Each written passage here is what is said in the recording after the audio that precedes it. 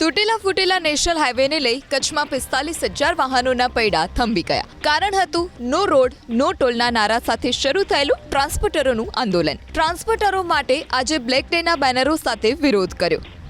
હાથમાં બેનર અને ગાડીઓની કતાર સાથે ગાંધીધામથી સામખિયાળી જવા રવાના થયા. મોટી સંખ્યામાં આગેવાનો સામખિયાળી સહિત વિવિધ ટોલ નાકા પર પહોંચ્યા અને વિરોધ નોંધાવ્યો.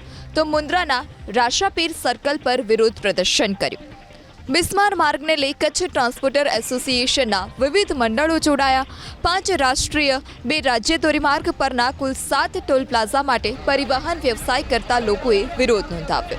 ટોલ નાકા પર કરોડોની કમાણી છતાં રોડ તૂટેલા. રોડ રસ્તાની સ્થિતિ કથળતા માલ પરિવહન કરતા વાહનધારકો રોષે ભરાયા. સામખિયાળી અને મુન્દ્રામાં વિરોધ નોંધાવ્યો. જિલ્લામાં લોડિંગ અને અનલોડિંગ બંધ કરી દેવાતા પોર્ટને પણ મોટો ફટકો પડ્યો. સામખિયાળી ટોલ પ્લાઝા પર દૈનિક 20,000 થી 22,000 માલવાહક વાહનોની અવરજવર.